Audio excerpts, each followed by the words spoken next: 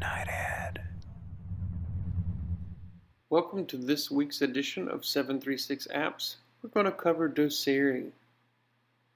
Doceri is a presentation app. At the bottom you see it's a hand with a little button it's poking at. And I can't handle it anymore. I gotta tell you a secret. Doceri means taught in Latin. That is really rad from a word nerd perspective. Here's a quote from the Metamorphoses by Ovid if you want to check it out for later. Back on the ranch. So Doceri, you have two options. You can present from iPad alone or through a computer. I'm going to choose iPad alone because I'm going to use my class set of iPads. When you do that, it takes you to the projects page. Projects you can sort from recent or by name. I don't have that many going on because I'm just now poking at it, but at the bottom left, I can start a new one. When you do that, you select the resolution. I'm going to choose the iPad default. Size is a little smaller, so I can do more with it. When the program starts up, you get a typical whiteboard look. At the top left, you can actually change the look of that to different themes throughout. It also defaults to a black pen. You can see that highlighted in the middle of the page.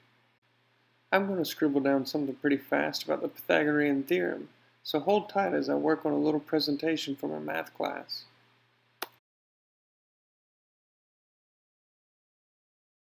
When you click the little pin at the top, it actually brings up a dialog menu. You can change the shape, size, and color of your pen shape.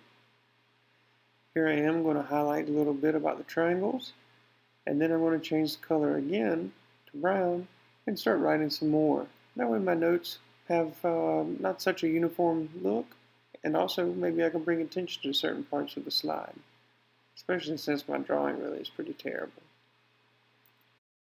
At the top right, you'll see that little arrow. I just clicked on it to make a new page. Now, if you look in the center of the screen, you can see 2 of 2. Okay, so as you click to the right, it will create a new page, and it'll add, 3 of 3, 4 of 4, whatnot. And then, of course, the left side arrow, you can scroll back. The good thing about this is you're actually creating several pages in your presentation. So as you hit the record button, if you see that record button at the top left, you can even record this and turn it into a video as you teach through the different slides. Of course, you can also write on it while you're talking over it, which is great because sometimes a little motion is a whole lot better than just a boring slide. Because, for real, if all you're going to do is show a slide, stick with PowerPoint or Keynote. Best thing to do is to use this app, open up the tabs and let it roll with all the different functions you get with it. So I've been writing in the pen mode at the top. Of course, you can see it's also got a marker, a highlighter, a line, a square, a circle, and that thing on the far right, that's an eraser. Doesn't really much look like an eraser, but hey, that's what you need. So as I'm going through here, I'm adding little notes, I'm highlighting things, changing the colors. I'm trying to make it interesting because imagine I'm doing this because I want a kid who is either behind or ahead. They're going to sit down with an iPad, and this is going to teach them through a certain skill set. Here's Pythagorean theorem, but you can do this with anything. The possibilities are endless.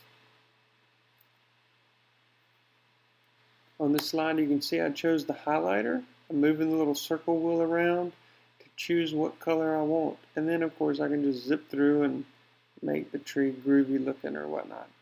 So, drawing aside, you don't have to be that great of an artist. Like me, I'm not that great of an artist. If you look up towards the top, you see the little mountain with the sunshine thing? Well, on a Mac, that just says, if you click here, you're going to be able to add photos. So do that. Go through, take screenshots on your iPad, or use your own photographs, and then post those things within the presentation, and then you're going to have a great presentation. Don't worry if your drawings aren't that great, the presentation doesn't look too swift. As long as you're presenting the material, it's going to be great. Because just think, some student in your class is going to be able to ignore you the whole class time by watching this presentation and learning a skill to either get ahead or catch up. So they're going to enjoy it no matter what. I'm going to fast forward a bit and catch up to where we're actually going to make the presentation.